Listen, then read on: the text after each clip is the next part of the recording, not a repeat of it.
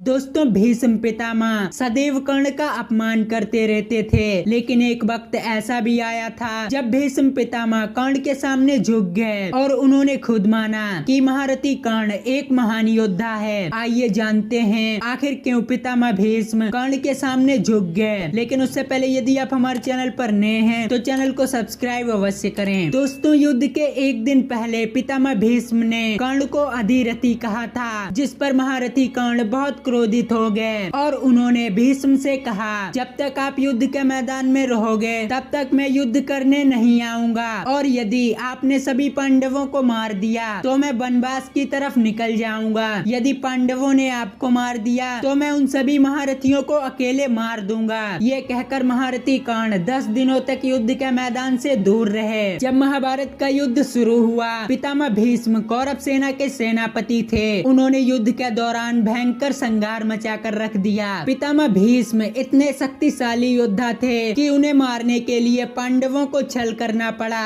अर्जुन अपने रथ पर शिखंडिनी को ले आए और उसके पीछे से पितामह भीष्म को बाणों की सैया पर लिटा दिया। जब कौरव पक्ष को ये बात पता चली तो कौरव पक्ष की सेना में हाहाकार मच गया। दुर्योधन ने महारथी कर्ण को कौरव सेना का सेनापति बनाया, लेकिन युद्ध से पहले महारथी कर्ण पितामह भीष्म के पास गए और उन्हें प्रणाम किया। और सूर्यपुत्र कर्ण ने पितामह भीष्म से कहा, हे पितामह, मैं वही कर्ण हूँ जो सदैव आपकी आंखों में चुभता रहता था। मैं वही कर्ण हूँ जिसका आप सदैव अपमान किया करते थे। हे पितामह, आखिर क्या दोष था मेरा? आप हमेशा मेरा अपमान क्यों किया करते थे? तब पितामह भीष्म ने कर्ण को प्रणाम करते देखा और वे बहुत खुश हुए। उन्होंने कहा, मैं तुमसे बहुत द्वेष करता था, लेकिन फिर भी तुम मुझे यहाँ देखने आए। हे महारथी कर्ण, मैं आज तुम्हें राज बताने जा रहा हूँ। तुम राधा और अधिरथ के पुत्र नहीं हो, बल्कि तुम सूर्यदेव और कुंती के पुत्र हो। कुंती ने तुम्हारा जन्म होते ही तुम्हें गंगा में बहा दिया था, और ये रहस्य मुझे देवऋषि नारद और श्री कृष्ण ने बताया। हे महारथी कर्ण, मैं तुमसे कभी द्वेष नहीं करता था। तुम सभी योद्धाओं में सर्वश्रेष्ठ हो, लेकिन तुम हमेशा अपने पांडव भाइयों से द्वेष करते थे, जिसके कारण मैं तुम्हारे पराक्रम को कम करने के लिए तुम्हारा अपमान करता था। कर्ण, मैं तुम्हारे पराक्रम को जानता हूँ। तुम्हारे जैसा शक्तिशाली योद्धा इस दुनिया में कोई नहीं। तुम सभी योद्धाओं में सबसे अधिक शक्तिशाली हो। भानुमति स्वयंवर में तुमने 100 से अधिक राजाओं को अकेले परास्त किया था, और वहीं महाशक्तिशाली जरासंध, जो कभी भी किसी युद्ध में नहीं हारा था, उसे भी तुमने परास्त करके अपने अधीन कर लिया था। और तुमने अपनी दिग्विजय यात्रा के दौरान पूरी पृथ्वी पर एक से एक महान योद्धाओं को जीत लिया था। हे कर्ण, तुम बहुत पराक्रमी और बुद्धिमान योद्धा हो। तुम सूर्य के समान तेजवान हो। लेकिन अब मेरी एक बात सुनो, तुम पांडवों के ज्येष्ठ भ्राता हो, इसलिए उनसे युद्ध करना छोड़ दो और उन्हें जाकर सब बता दो। तब कर्ण ने कहा, हे पितामह, जब मेरे पास कुछ भी नहीं था तो मुझे सब कुछ दुर्योधन ने दिया, और मैं अपने मित्र दुर्योधन के साथ विश्वासघात नहीं कर सकता।